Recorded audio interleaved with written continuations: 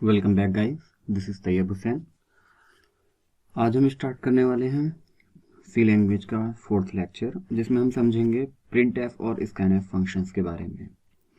Print F और scan F function input and output के लिए यूज़ किए जाते हैं। आइए समझते हैं इनको किस तरह से ये वर्क करते हैं। तो प्रिंट एफ एक प्रीडिफाइंड फंक्शन है जो डेनिस रिची ने सी डेवलप करते हुए बनाया था। इसका जो इस्तेमाल होता है वो कंसोल एप्लीकेशन में आउटपुट प्रिंट करने के लिए होता है। किस तरह से इसको हम समझ सकते हैं? इसको कुछ इस तरह से समझ सकते हैं कि हमें कोई भी रिजल्ट या कोई भी आउटपुट जो कि कंसोल स्क्रीन पर अगर हमें प्रिंट कराना है, तब वहां पर हमें प्रिंट एफ फंक्शन इस्तेमाल करना होगा। और भी आगे इसके बारे में समझते हैं। It is a pre defined return type, मतलब एक ऐसा फंक्शन है जो वैल्यू रिटर्न करेगा, और जो ये वैल्यू रिटर्न करता है वो इंटीजर वैल्यू होती है। और जो वो इंटीजर वैल्यू एक्चुअल होती है वो नंबर ऑफ कैरेक्टर जो प्रिंटेड होते हैं स्क्रीन पर, वो वैल्यू ये प्रिंट करता है, रिटर्न करता है इंटीजर में। अगर हम सिंटैक्स की बात करें तो सिंटैक्स जो कुछ इस तरह से होगा, इसका इंटीजर इसका रिटर्न टाइप है जो कि यहाँ पर ये दिख रखा है। प्रिंट एफ इसका नाम है। कांस्टेंट कैरेक्टर पॉइंटर यहाँ पर जो यूज हुआ है ये एक कांस्टेंट स्ट्रिंग के लिए यूज हुआ है, कांस्टेंट स्ट्रिंग के लिए यूज हुआ है। इसके अलावा यहाँ पर फॉर्मेट जो यूज हुआ है, तो ये फंक्शन डिफरेंट डिफरेंट फॉर्मेट के डेटा टाइप के साथ में यूज किया जा सकता है, इसलिए यहाँ पर ये फॉर्मेट इस्तेमाल हुआ है। ये एक रेगुलर एक्सप्रेशन का शॉर्टकट है जिसके बारे में हम फ्यूचर में कभी डिस्कस करेंगे। यहाँ पर जो रिटर्न टाइप है वो, जैसे कि मैंने बताया कि रिटर्न टाइप इंटीजर है, जो कि कैरेक्टर्स जो कि प्रिंटेड होते हैं कंसोल पर उनका नंबर होता है। फर्स्ट आर्ग्यूमेंट जो होगा हम जब भी पास करेंगे इस प्रिंटएफ फंक्शन के अंदर, तो वो स्ट्रिंग में होना चाहिए, मतलब डबल कोट्स के अंदर होना चाहिए। तो डबल कोट्स के अंदर जो भी लिखा जाएगा वो एज इट इज कांस्टेंट मानकर आउटपुट स्क्रीन पर जो कि कंसोल पर प्रिंट हो जाएगा।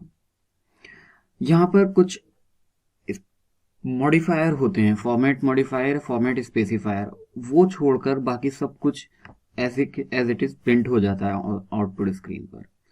इसके बाद में लास्ट में ये 3 डॉट जो दिखा रखे हैं, तो ये इंडिकेट करते हैं वेरिएबल नंबर ऑफ आर्ग्यूमेंट, मतलब यहाँ पर सेपरेट करके हम कोमा से n नंबर ऑफ वेरिएबल पास कर सकते हैं। सो इस तरह से अगर हम देखें तो फर्स्ट आर्ग्यूमेंट जो है वो हमारा कांस्टेंट है जो कि स्ट्रिंग है प्रिंटएफ का, और उसके बाद में हमारे किसी भी टाइप का हम आर्ग्यूमेंट ले सकते हैं, स्ट्रिंग, फ्लोट, डबल या किसी भी अदर टाइप का हम ले सकते हैं। अब हम स्कैनएफ के बारे में समझ लेते हैं कि स्कैनएफ क्या है।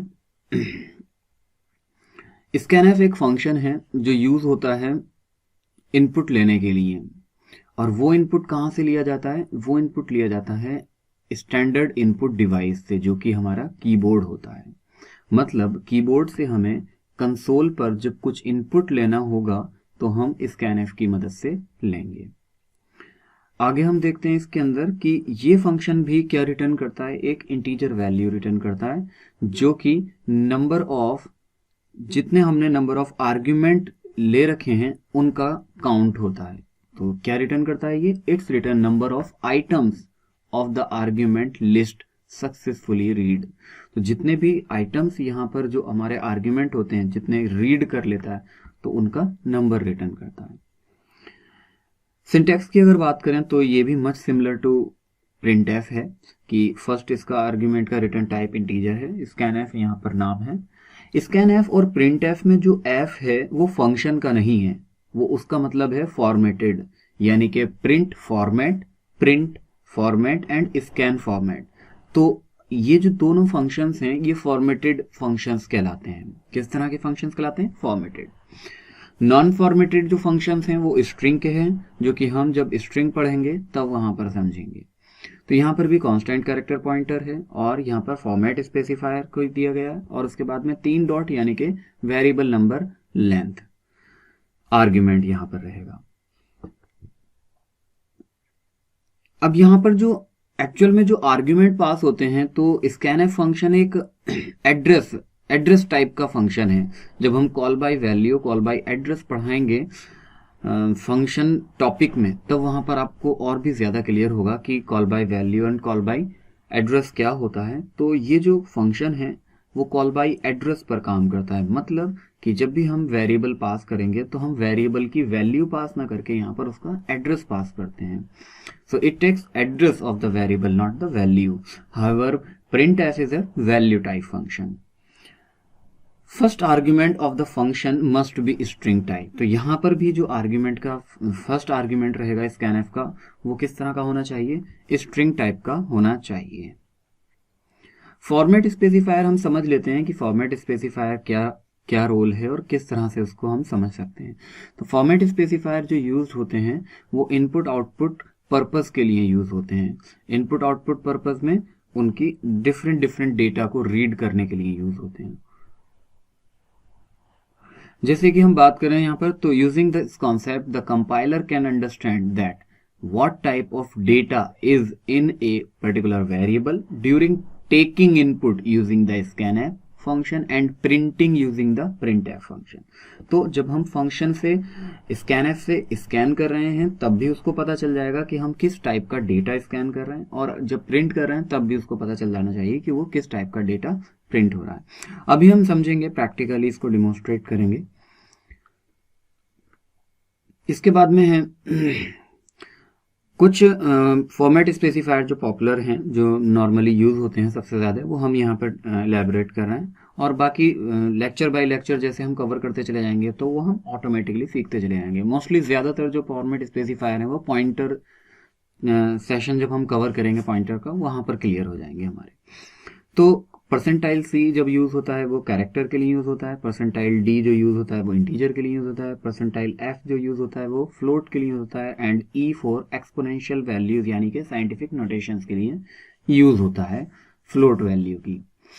आइए कुछ समझते हैं लाइव प्रैक्टिकल से। तो कोड ब्लॉक हम यूज कर रहे हैं अपना। सो ये मैंने एक फाइल यहाँ पर बना ली है पहले से ही, input.c के नाम से यहाँ पर ये फाइल है बनी हुई, और मैं किसी दिन अलग से एक वीडियो बनाऊंगा कोड ब्लॉक के लिए जिसमें मैं कंप्लीट कोड ब्लॉक को आपको समझा दूंगा। अभी बस सिंपल इतना समझना है कि हमें कैसे प्रिंटएफ और स्कैनएफ के बारे में समझना है, बस बाकी।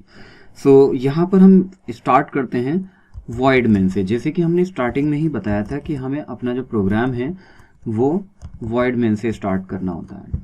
सो वॉइड मेन हमने यहाँ पर लिखा, और इसके बाद में एक मैसेज यहाँ पर हम लिख लेते हैं प्रिंटएफ और हेलो वर्ल्ड। ये हमारी फर्स्ट एप्लीकेशन है और जिसमें हम सिर्फ और सिर्फ कुछ नहीं कर रहे हैं। ये जो हेलो वर्ल्ड है ये एक तरह से हम प्रिंट करना सीख रहे हैं आउटपुट स्क्रीन पर, जो कि कंसोल स्क्रीन है। लेकिन सर आपने यहाँ पर किसी तरह की हेडर फाइल यूज नहीं करी, तो क्योंकि ये जो प्रिंटएफ फंक्शन है ये एक प्री डिफाइंड फंक्शन है और ये किस तरह से काम करेगा तो वो हमें नहीं पता, और वो किसको पता है, उसका प्रोटोटाइप जो लिखा हुआ है वो लिखा हुआ है इस फंक्शन इस पर्टिकुलर फाइल के अंदर। तो यहाँ पर हमें वो फाइल ऐड करनी होगी। तो कौन सी फाइल है वो फाइल है stdio.h। सो यहाँ पर हमने जो यूज करना है वो हेडर फाइल यूज करनी है, और वो फाइल है इंक्लूड, एंड देन उसके बाद में कॉर्नर ब्रैकेट, एंड देन उसके बाद में यहाँ पर हमने stdio.h ये यूज करनी है।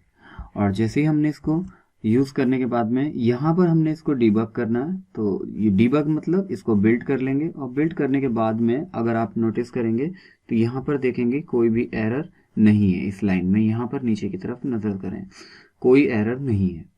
अब जब यहाँ पर हमने देख लिया कोई एरर नहीं है, तो अब हम इसको रन कराएंगे। सो रन कराएंगे तो ये हमारा सामने आउटपुट आ रहा है हेलो वर्ल्ड। यहाँ पर ये जो प्रोसेस रिटर्न एंड जो ये वैल्यूज आ रही हैं ये अभी हम इसको नहीं समझते हैं, ये स्किप कर देते हैं। इसको जब हम आगे सेशन बढ़ेगा हमारा तब हम इसको समझेंगे, ठीक है। सो इग्नोर दिस ऑल, ये हमारा सिर्फ आउटपुट है हेलो वर्ल्ड। इसी तरह से हम यहाँ पर समझ सकते हैं कि स्कैनएफ कैसे काम करता है। तो आइए समझते हैं स्कैनएफ के बारे में। सो हम ये स्टेटमेंट इस तरह से चेंज कर रहे हैं और यहाँ पर हम लिख रहे हैं एंटर द नेम। सो हम यहाँ पर यूज़र से उसका नाम इनपुट करा रहे हैं, और यूज़र से उसका नाम इनपुट करा रहे हैं, मैं इसको हटा रहा हूँ यहाँ पर। और यहाँ पर जब नेम की बात आती है तो हम यहाँ पर कैरेक्टर यूज़ करेंगे, और कैरेक्टर नेम नाम का हमने एक वेरिएबल ले लिया है, क्योंकि हमें एक नाम एक बड़ा सा देखना है, तो यहाँ पर हमने एरे यूज़ कर लिया। अभी आपको समझ नहीं आ रहा है तो आप नज़रअंदाज करें इसको, सिर्फ प्रिंट स्कैनएफ फंक्शन पर फोकस करें कि स्कैनएफ कैसे काम करेगा। सो यहाँ पर हमने एक मैसेज दे दिया कि एंटर द नेम। स्कैनएफ वो काम करेगा जो हम उसके अंदर नाम पास कराएंगे। तो किस तरह की वैल्यू है, परसेंटाइल एस, एस यानी कि स्ट्रिंग। और यहाँ पर अब जो हमें नाम देना है वो किस तरह का देना है, एड्रेस ऑफ नेम, यानी कि नेम जो वेरिएबल है नेम का उसका एड्रेस। और यहाँ पर हमने इसको प्रिंट कराना है। तो प्रिंट क्या कराना है, प्रिंट एफ, नाम हमने रीड करने के बाद में मैसेज प्रिंट कराना है, hello mister something something, hello mister, और यहाँ पर हमने उसका नाम यूज करना है। तो हेलो मिस्टर परसेंटाइल एस। अब जो नाम है, तो नाम यानी कि जो नाम है। अब जैसे ही हम इस पर्टिकुलर फंक्शन को रन कराएंगे, सो सबसे पहले हम इसे बिल्ड कर लेते हैं एंड देन उसके बाद में हम इसे रन कराते हैं। तो यहाँ पर देखो अब ये मुझसे नाम पूछ रहा है। तो ये जो फंक्शन था हमारा, अगर हम इसको यहाँ पर इस तरह से समझें तो ये यहाँ पर स्टार्ट हुआ और ये प्रिंट एफ पे जाकर ये अब स्कैनएफ पर, ये कर्सर बिलिंग कर रहा है, ये स्कैनएफ पर कर रहा है, और ये रिक्वेस्ट कर रहा है मुझसे कि एक कोई वैल्यू आप यहाँ पर इनपुट करें, और वो वैल्यू किस तरह की, कैरेक्टर टाइप की। तो मैं यहाँ पर टाइप करना शुरू करता हूँ, my name is Tayyab Hussain, so I am just writing Tayyab. And जैसे ही मैंने यहाँ पर लिख दिया है, तो ये जो वैल्यू है लिखने के बाद में एंटर करते ही ये वैल्यू इस पर्टिकुलर वेरिएबल के अंदर चली जाएगी, यानी कि नेम के अंदर चली जाएगी, क्योंकि मैं इसका एड्रेस यूज कर रहा हूँ। तो इस एड्रेस पर जो वैल्यू है, स्पेस है, वहां पर ये वैल्यू चली जाएगी। और जैसे ही नेक्स्ट लाइन, फिर उसके बाद में ये नेक्स्ट लाइन में आ जाएगा, तो नेक्स्ट लाइन में यहाँ से यहाँ तक वैल्यू प्रिंट होगी।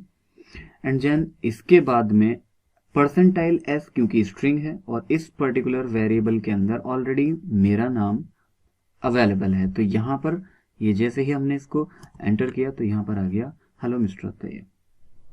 तो आई थिंक आपको समझ आ गया होगा कि किस तरह से वर्क कर रहा है हेलो मिस्टर तैयब, यानी कि यहाँ से लेके यहाँ तक की पूरी वैल्यू। अब अगर मैं दोबारा से इसको रन कराता हूँ, सपोज करो, सो यहाँ पर अगली बार मैं कोई भी नई वैल्यू दे देता हूँ, लाइक इसको मैं क्लोज कर देता हूँ एंड देन दोबारा से इसको रन कराता हूँ। अब ये नई वैल्यू मांग रहा है, तो मैंने यहाँ पर नेटिव कोड दे दिया। सो जैसे ही मैंने नेटिव कोड दिया and then so this time it is a native code. So I think आपको क्लियर हो गया होगा कि किस तरह से ये वर्क करता है। Please like and subscribe our channel for more videos and updates. Next lecture रहेगा compiler versus interpreter. So continue करें हमारा next lecture number 5, compiler and interpreter. Thank you so much. Have a nice day.